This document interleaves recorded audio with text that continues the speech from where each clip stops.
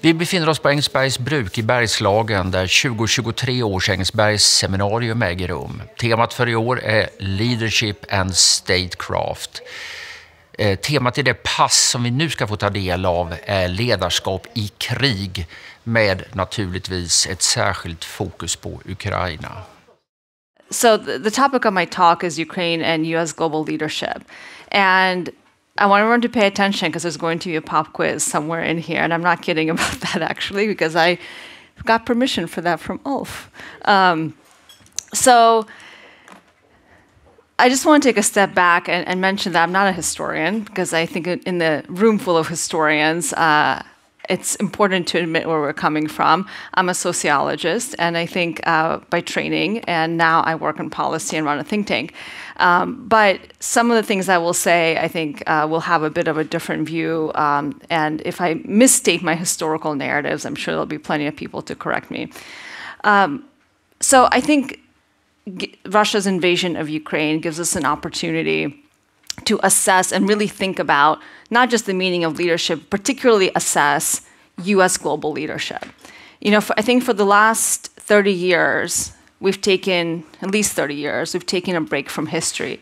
But now that history is back, I think this is the moment that when the history books are written, 100, 500 years from now, if this earth still exists at that point, this will be the moment that we talk about as being the inflection point for when U.S. global leadership thrived or U.S. began its incremental but sure decline as the global leader. And I think this is the pivotal moment now where that future will be decided. And I think now is also an opportunity to assess. We've had now 16 months since Russia's invasion of Ukraine, and it's not a longitudinal view, it's not a long-term view, there's a lot we don't know. But I think we certainly can take assessment and a cross-sectional study, if you will, of how the US has done. And what is the status of US leadership in the world? How do we assess it? So, as I mentioned, I am a sociologist, so what I want to really do here is first outline 3 assessments, potential assessments that are out there in the public domain about how the US is doing. And then I want to think about, and together with all of you, about assigning a grade, and I know there's many professors in the room who probably relish the opportunity, to how we would grade US global leadership on Ukraine in particular. So if you are willing to be my focus group, I call this the Goldilocks of US global leadership because there's 3 scenarios and 3 assessments. Number 1, one assessment says the US global leadership on Ukraine has been an extraordinary success, that the United States is back, right? Some evidence to convince you of that argument, and then I'm going to try to convince you of the complete opposite. 1, we've unified the transatlantic alliance and the broader Western alliance. As many here have said, over a year ago, if you had told us that the US would, for example, be even given Patriots or certainly F-16s, or that Germany would be giving Leopard tanks to Ukraine, you would have said absolutely not, that's unimaginable. But we are doing all of those things. We've seen massive tectonic shifts in Europe. Germany's Zeitenwende, Finland and Sweden, soon, of course, joining NATO, ending hundreds of years of neutrality. We have a re-energized NATO that has found, yet again, its core purpose and more, as Benedetta was saying. And we have a Ukraine that still stands. And not only does Ukraine stand, it is effectively and very capably and courageously deterring Russia in Europe and preventing a NATO-Russia conflict. Ukraine is also helping us diminish a huge US national security threat and a US adversary, enemy, competitor, whatever you want to call Russia. But Russia is certainly being deeply diminished as a result of Putin's folly in the invasion of Ukraine. And rather than falling in 2 days, Ukraine stands. And on top of that, we've done this very cheaply. Yes, we've committed a lot of money in absolute terms in the United States to supporting Ukraine, but we're diminishing a significant foe for very little. And that's a good deal. And so we can, if we want to, focus on China, and maybe it's even making Beijing think twice about its intentions on Taiwan. So the US is back. The US is, once again, the anchor in Europe for the transatlantic alliance. Okay, that's scenario number one. Scenario number two, I would call fragility. And in fact, that the war has actually exposed a deep fragility in US global ability to lead. And here's the points for that argument. And I hope you're taking notes, because I'm going to have a pop quiz at the end. So despite committing over $100 billion to Ukraine, Russia seems completely undeterred in its intentions to dominate Ukraine. And we haven't seen a dominant, clear victory, despite all of these commitments for Ukraine. And it looks like we're going to be in a very long, drawn-out war. In fact, rather than weakening Putin, Putin has been emboldened in Russia domestically. There's a recent poll just out a couple of days ago that showed that more Russians, 61% now, believe that the so-called special operation has been successful, and that is up from 53% just last November. 3/4 of the Russians now, and this is again an increase from before, support the war. 2/3 would even support a family member or close friend joining the war effort, and this is again an increase from before. So Putin seems like he's doing quite well domestically. That doesn't seem like a win to me. And most of the world doesn't support the Western policy, right? Look at the UN vote on condemning Russia's war against Ukraine. It's actually been a minority of countries who've even imposed sanctions, if you look at it in absolute numbers. And the global South is either hedging its bets or it's trending pro-Russian. Lastly, sanctions haven't really worked. The Russian economy is going to, by many estimates, grow this year and the following year. Its financial management has been very effective and resilient. And so despite support for Ukraine, a general agreement among allies, we've also shown through very public arguments that there's a lot of division.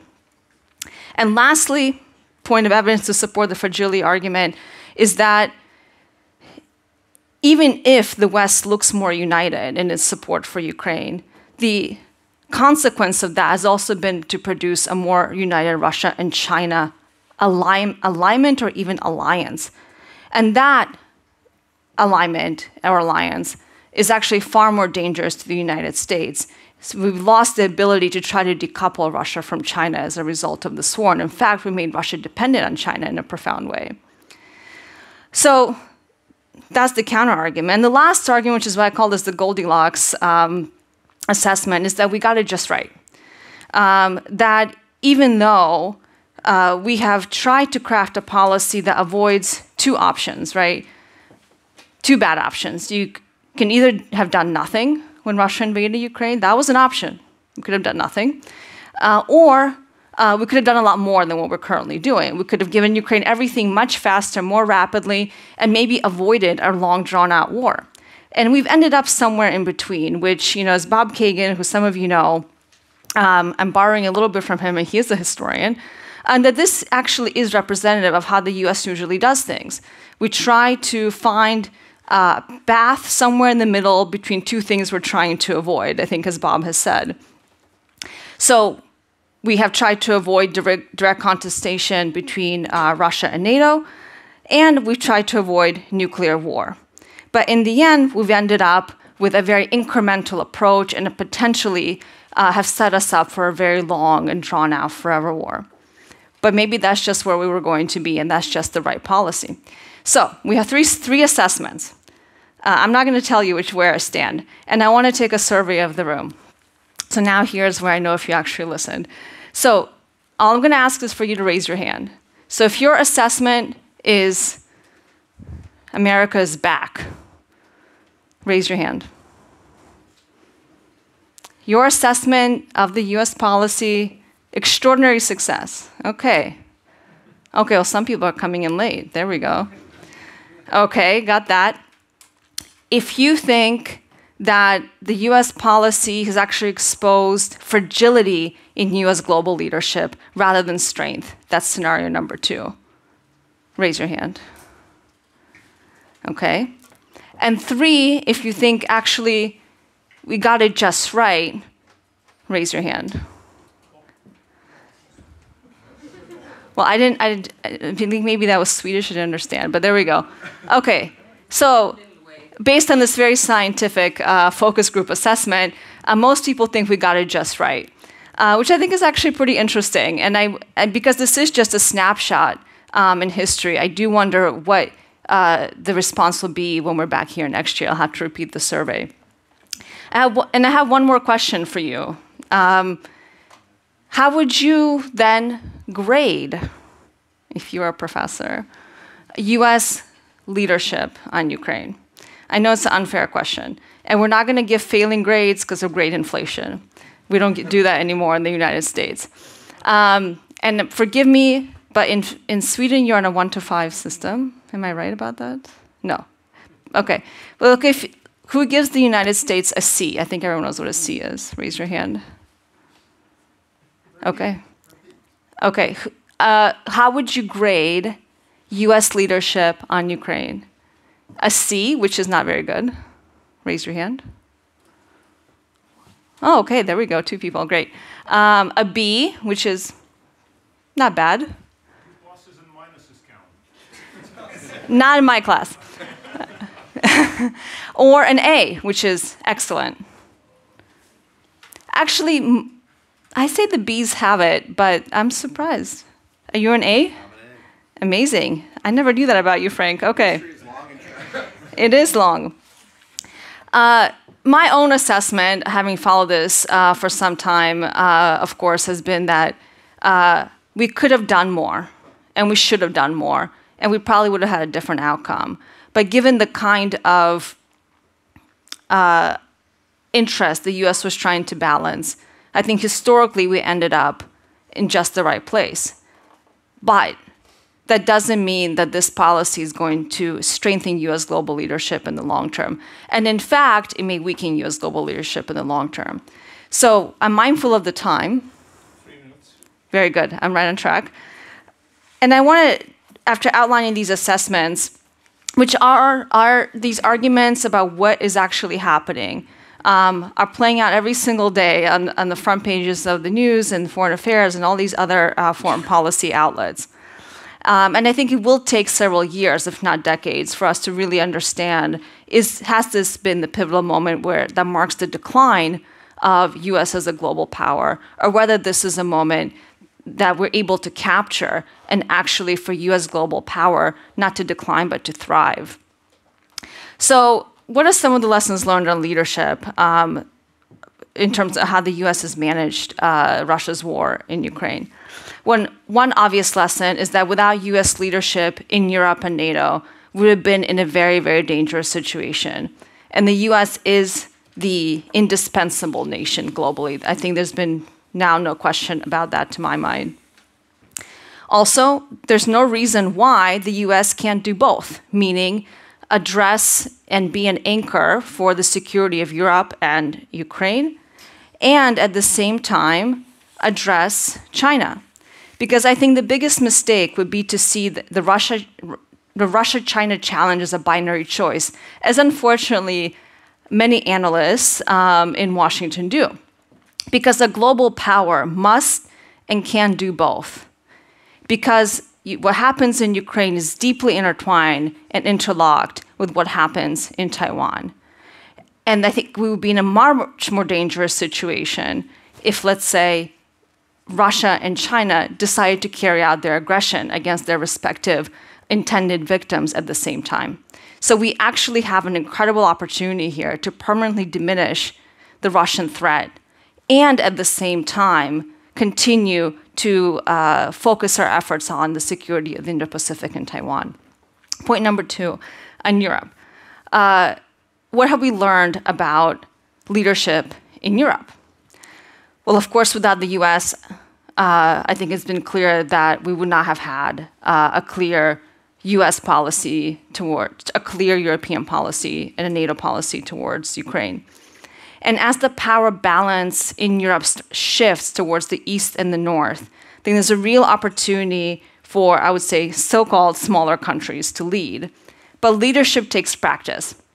And the more that the eastern flank and northern European countries, I think, make themselves heard, I think the big question is going to be who takes up that leadership mantle, because it doesn't seem like Germany is going to do so anytime soon. And I think the problem here is that as we're asking these countries to do more in the United States, as we're asking our European partners to do more, the problem is that European countries have never led before on defense and security. And one prime example is Poland. So Poland seems like a natural leader to emerge in Europe, but we've seen, I think, a lot of mistakes that the Poles have already done in terms of being able to take up that leadership mantle. And my last point on what we learn from leadership in a moment of crisis. Well, we learned that leadership is born in moments of crisis, and that's, I think, a very obvious thing to say. And I think Zelensky has shown that individual leadership can accomplish a great deal. And maybe it's time for the United States, if we want to retain our global leadership, to put our big boy pants back on and learn a thing or two for President Zelensky about how you continue to lead. And I'm going to stop there. Thank you. Thank you.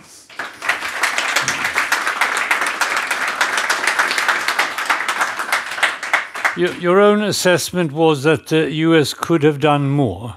Right. That could be either do what, but also when. Was that a missed opportunity of deterrence? Yeah, I do think we had a missed opportunity. You know, in many ways, I think we forgot that leadership is hard, and it doesn't necessarily mean taking our allies' concerns into account. It means leading our allies. And I think we took a lot of time to rebuild the transatlantic trust that was so damaged by the previous administration that we forgot that we, unfortunately, still have to be the bully in the room. Should this have started in 2014? Yes. Or maybe even earlier? If you ask my assessment, 100%. We had a lost opportunity starting with the Maidan Revolution and the Revolution of Dignity in 2013, when Ukrainians died under EU flags for the first time, that we had people die for EU values under European flags. And that was a real missed opportunity. And it showed, again, that if the United States is absent, as I would say we were in that moment, then Europe doesn't lead.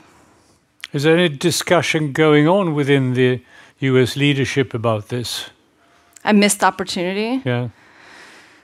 Within the US leadership. Well, I think in my conversation to talk about leadership, all the concern, of course, in the administration and the US Congress now is how to maintain support.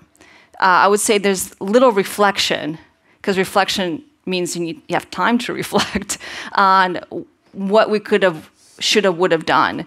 And in fact, I'm not sure it's useful, because we can't change the past, and we have to focus on what we can do now to secure the future.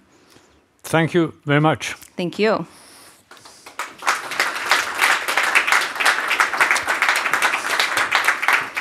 Next speaker, Frank Gavin. Welcome up. Well done.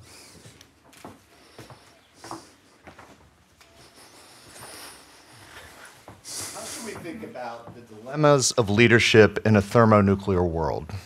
And what can history, especially the history of how American presidents wrestled with the enormous responsibility of nuclear decision-making, tell us about our contemporary nuclear dilemmas? Let me begin with a story from the past. Former Secretary of State Dean Acheson purportedly advised President Kennedy that his most important responsibility was to think long and hard about nuclear weapons. You must decide whether or not you will use them, and then tell no one. Kennedy appeared to heed this advice. He asked searching questions of his advisors and even authorized a closely held study of how a preemptive nuclear strike on Soviet nuclear forces would unfold and what it would accomplish. And of course, he faced perhaps the most dangerous period in world history, when a nuclear exchange seemed frighteningly possible. Beginning with the disastrous Vienna summit and the building of the Berlin Wall in the summer of 1961, and culminating in the terrifying crisis over Soviet missiles in Cuba, no world leader in history ever came closer to a thermonuclear war. What did Kennedy think about nuclear weapons? And did he ever seriously entertain using them? I can argue it either way. The risks he took and the strategy he embraced were quite aggressive. America's nuclear war plans followed a certain logic. Go first, go fast, go hard, so that the Soviets would be left with nothing in reserve if war came. He authorized a speech by the Deputy Secretary of Defense, Roswell Kilpatrick, in the fall of 1961, which Soviet leader Nikita Khrushchev interpreted with some justification as a first strike speech. The Soviet secret placement of nuclear-tipped warheads was cast as a grave affront, and time was not on America's side. In the fall of 1962, the United States had such an overwhelming strategic nuclear superiority that in a preemptive nuclear attack, there was the possibility that they could actually neutralize the ability of the Soviet Union to respond. This window, which opened up and was recognized only with new orbital satellites, allowing the United States to target vulnerable Russian forces, would close quickly, within a year. Does that mean if the Russians had not pulled their nuclear forces from Cuba, that JFK would have risked nuclear war in an assault on an island? Not necessarily. There's as much evidence, if not more evidence, pulling in the opposite direction. Kennedy would have worked diligently to make sure that nuclear weapons were under firm American and civilian control. He had installed permissive action links and increased civilian control over the bomb. And during the Cuban Missile Crisis, as Fred and Philip know better than anybody, he sought solutions that avoided the risk of escalation, which he feared any military attack on Cuba would bring. He used his brother, the Attorney General, Robert F. Kennedy, to negotiate with Soviet representatives, going around some of his more hawkish advisors. While it is impossible to prove, there's evidence that JFK would have gone to great lengths to avoid any military clash, which could have led to a rapid nuclear escalation. The evidence of the desire to avoid nuclear use becomes even more clear in the aftermath of the crisis, after Khrushchev removes the missiles from Cuba. When the crisis was over, he worked diligently in the year that followed to reduce nuclear dangers. Instead of seeking to exploit the victory in the Cuban Missile Crisis and further grind down the Soviets, he decided instead, at great domestic political cost and to the consternation of his Western allies, to work with the Soviets to reduce nuclear dangers, a process which led to the first major nuclear arms control agreement, the Partial Test Ban Treaty, and the beginnings of a period of relative détente that lasted for 2 decades. Why am I telling this history and why does it matter today? I want to briefly highlight several often underappreciated dilemmas that a nuclearized world visits on international politics. This is especially important as we wrestle with the war in Ukraine and the highly irresponsible nuclear threats that Russian President Putin and his associates have made. How seriously should we take these nuclear threats? And what does the past reveal about individual leaders who made or received nuclear threats? Reactions, as we know, have been on a spectrum, to those who have dismissed Putin's nuclear threats as bluffs that should be ignored, to those who argue they must be taken with the utmost seriousness. Who is right? This highlights the first of what I'm going to offer as 6 puzzles and dilemmas about individual leadership in the nuclear age. The truth is that we can't a priori know how best to evaluate nuclear threats. Most of our arguments are about nuclear deterrence, which is about preventing something from happening. And given how much we argue, even at this conference, about things that actually did happen, figuring out why something like nuclear use did not happen is very hard, if not impossible. For example, did America's nuclear weapons prevent the Soviet Union from taking over Western Europe during the Cold War? Or did the Soviets never have any intention of coming across and taking Western Europe and were deterred by other actions? Did nuclear weapons provide for stability in what John Lewis Gaddis has called the long peace? Or, as the Berlin and Cuban Missile Crisis reveal, did they actually bring the world close to a catastrophic thermonuclear war which is unimaginable in a world without nuclear weapons. A second dilemma. Thermonuclear weapons have transformed the international system, yet the decision to use them typically lies in the hands of a singular individual. Great power wars of conquest and invasion, which shaped world politics for millennia, made little sense in a thermonuclear world after the 1950s. The consequences of nuclear use are overwhelming and catastrophic and would affect millions, if not tens of millions, including many people outside of the battle zone. There are few, if any, political goals worth this cost. Such an enormous capability, one would think, could only be used if the decision went through a serious, complex process where every stakeholder had a say. But in fact, as we know, the decision to use nuclear weapons usually lies in the hand of one leader at the top of the system. Today, a Biden, a Sunak, a Xi, a Macron, a Modi, a Putin. This concern about the extraordinary concentration of power in one's hands was highlighted, understandably, during the Trump administration presidency. Indeed, the concentration in the American case is likely more pointed than in others because of the history of American war plans, which were often preemptive, required incredibly fast decision-making. Regardless of the reason, the idea that one person can make a decision that affects the fate of the planet is, to say the least, deeply concerning, which leads to a third dilemma. While it makes literally no strategic sense to use these weapons, there's enormous incentive to make others think you might use them. In other words, bluffing, which is just a polite way of saying lying, and it can be rewarded. Compare this with a non-nuclear world. Imagine I have 50 tanks and takes on an adversary like Alina, and she has 500 tanks. My threat to attack her is not credible, because if she calls me on it, she'll clean my clock. The same is not true with nuclear weapons, where Alina might be more responsible. She may have 500 nuclear weapons, say, it's not responsible to use them, and signal such. And me, being far less responsible, might actually make threats and make it look like I would use them, and thereby potentially getting my way. Who could tell if I was serious or not? Given the consequences of nuclear use, doesn't it make some sense to pay attention to the threat? Indeed, if you look at the detail of Soviet Premier Khrushchev's threats of nuclear blackmail in the late 50s and early 1960s, as Sergei knows, one can almost imagine circumstances where he got away with it, where the West just simply conceded to his threats. And to be clear, this is not simply an issue for dictators and despots. The United States has long based its grand strategy on a willingness to use nuclear weapons first. It was arguably the threat to use nuclear weapons by Eisenhower and Kennedy that prevented Khrushchev from taking Berlin or keeping missiles in Cuba. And President Richard Nixon, who I think learned this watching Khrushchev, on several occasions tried to put forward strategies and positions that made it appear like he would be willing to use nuclear weapons. The tapes reveal he often considered the madman theory, or the rationality of an irrational approach.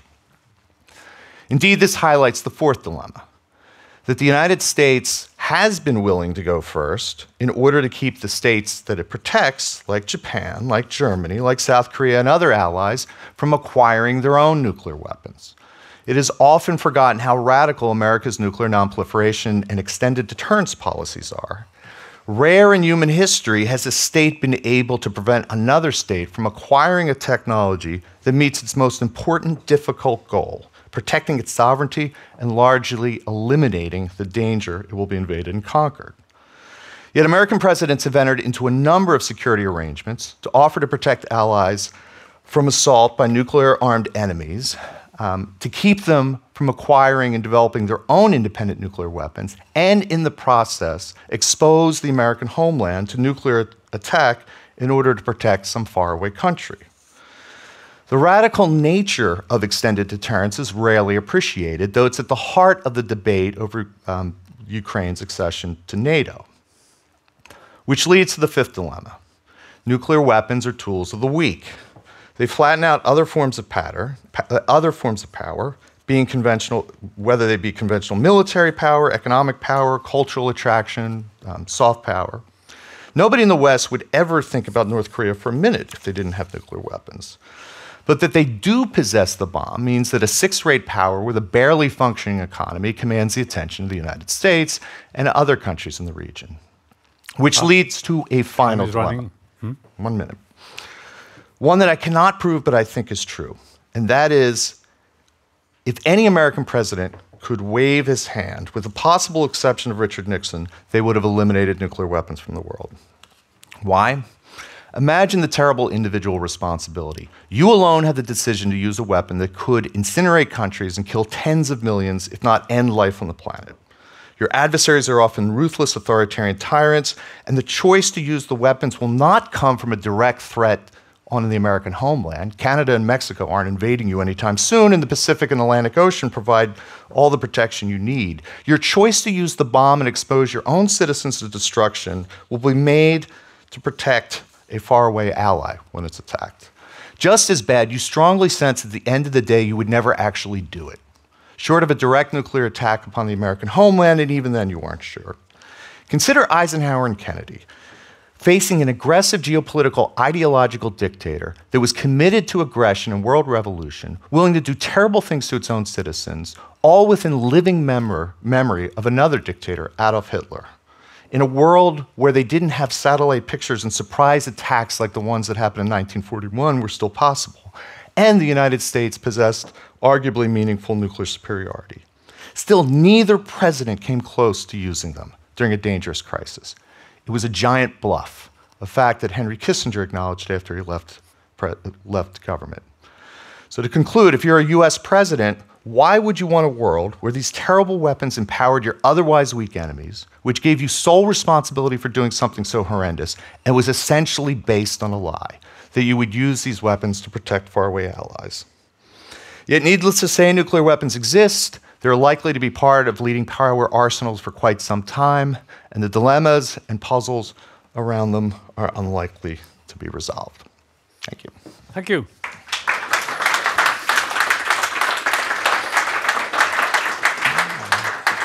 Is there a distinction between tactical nuclear weapons, sort of battlefield weapons, and nuclear weapons as weapons of mass destruction?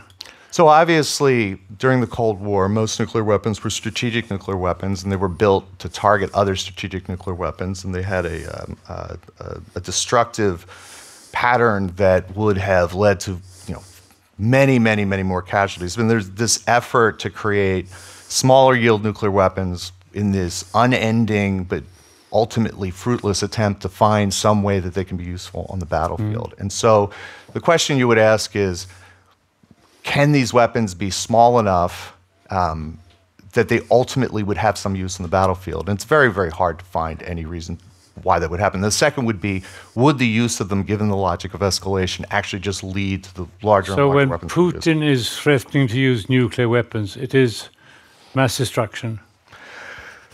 I think from what we know when he's considered using them, and there's the whole issue with nuclear policies, there's such an incentive to bluff even when he knows we're listening to him and it appears like he's threatening to possibly use them.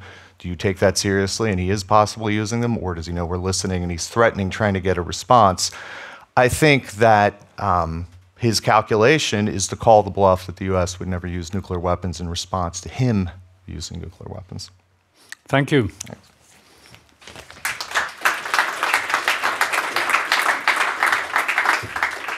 Leadership and Statecraft, a military perspective with Edward Stringer. Nice to have you here. Tail end Charlie on Friday, 'twas ever thus. That military leadership should be heroic leadership is intuitive in many ways. The officer cadet who arrives at the military academy Sandhurst will have drilled into them within hours the axiom that the only thing worse than a bad plan is no plan. And should they find themselves involved in their own personal Rorke's drift, informed that the enemy is bearing down on them in 20 minutes, they will know that they have 19 minutes to cobble together some form of acceptable plan, but then 1 minute to really sell that plan charismatically to their troops, to motivate them to get behind their commander and defeat the threat. And the officers of that cohort that are good at those two things will move on and get promoted at the first instance, and they will stay ahead of the pack. The best of them in the middle of their career will then get selected for the Venturi, for very senior rank, the higher command and staff course at the Defence Academy. And it would seem odd, wouldn't it, that such a course has a small bird as its symbol, but it does, the kingfisher. And that is because the kingfisher is taken from this quote: 9/10 of tactics are certain and taught in books, but the irrational tenth is like the kingfisher, flashing brilliantly across the pond, and that is the test of generals. An explicitly competitive course, it will rack and stack, and it will have winners and losers. They will be told that the fog of war will prevent them ever having enough information they would really want, but nevertheless, they must rely on their intuition and instinct. They must make decisions to maintain the initiative.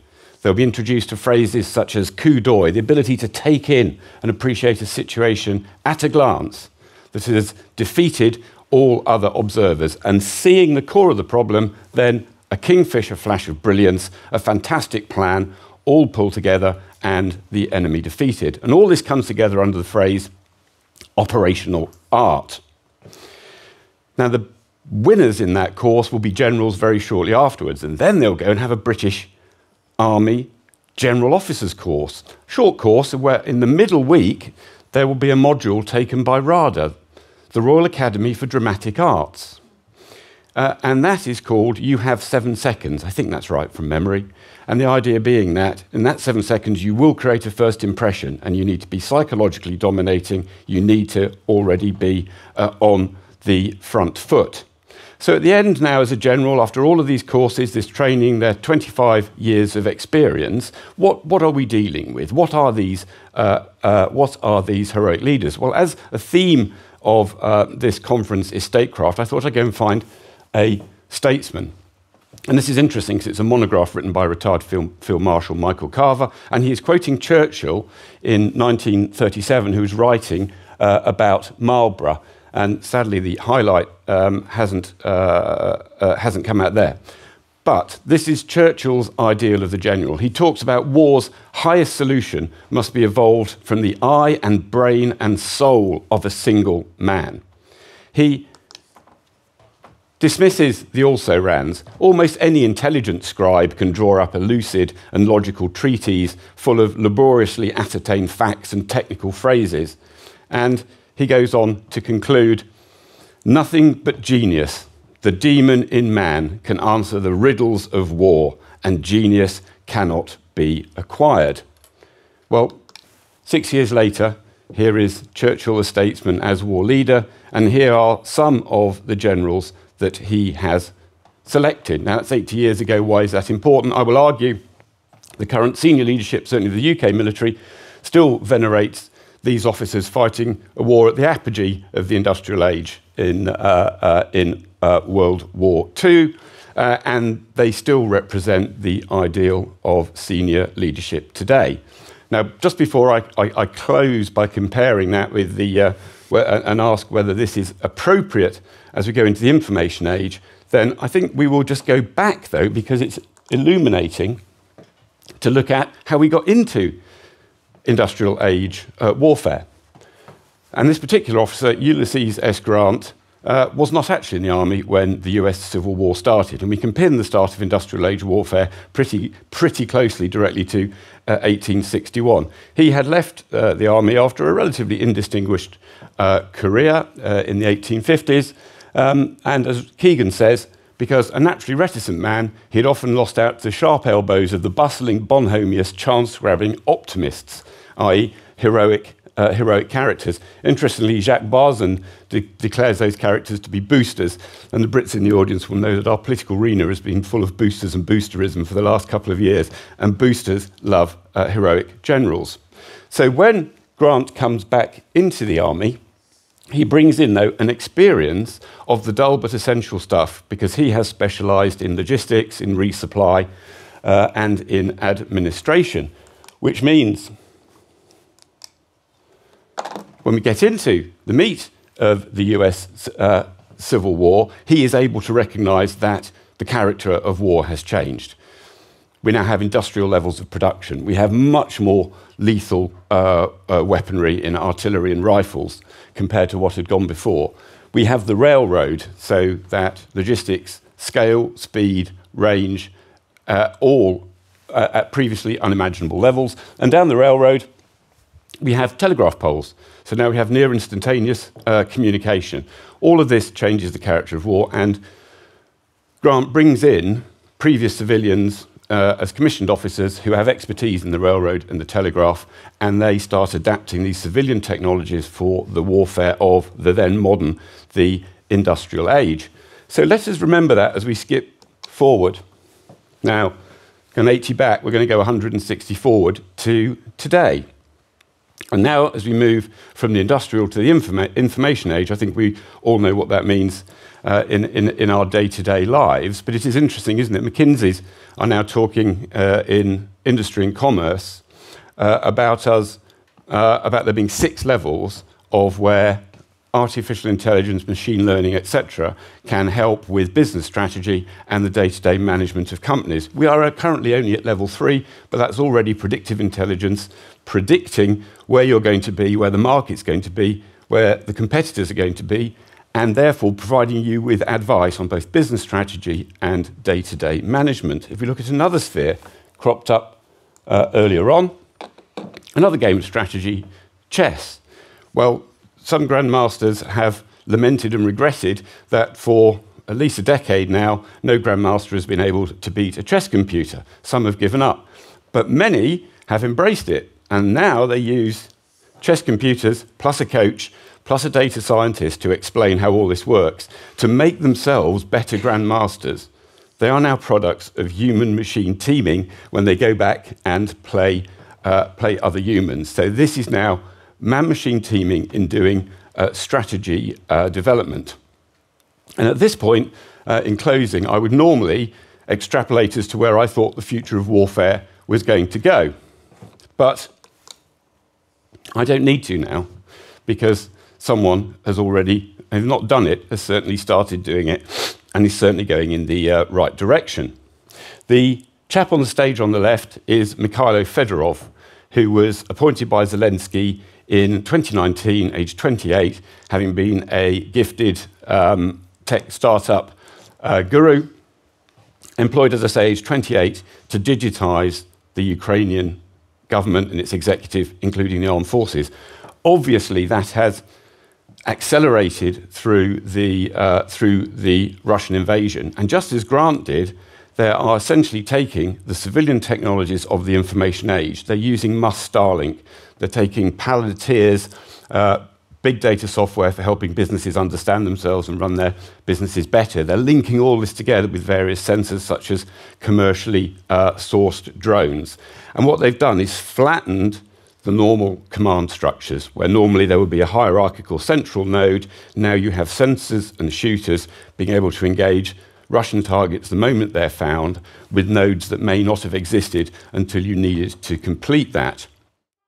This fire support is now referred to in Ukraine as Uber fires, which just shows you how connected it is to the information age. I'm slightly, from a British perspective, saddened by this, because 1 year before he was appointed in 2018, the Defence Academy that you saw on the previous slide started writing about the possibilities of the information age and sketched all this and more. The British military, maybe, and certainly partially I think the effects of heroic leadership are at play here, has moved at a glacial pace and hardly modified at all. The Ukrainians have accelerated well ahead of us. So in closing, my suggestion here is that we need to go and talk to Ukrainians humbly. We need to ask them how they've done it, and we need to ask them what they've learnt. Now, of course, humility is not the first characteristic we instill in our heroic leaders. So my final point is to suggest that the command and leadership of the information age is going to have to change and transform, and we need to start thinking about that now to very deliberately change the whole business of alliance professional military education, such that we develop the leaders we need who can be successful in information age warfare. Thank you. Thank you.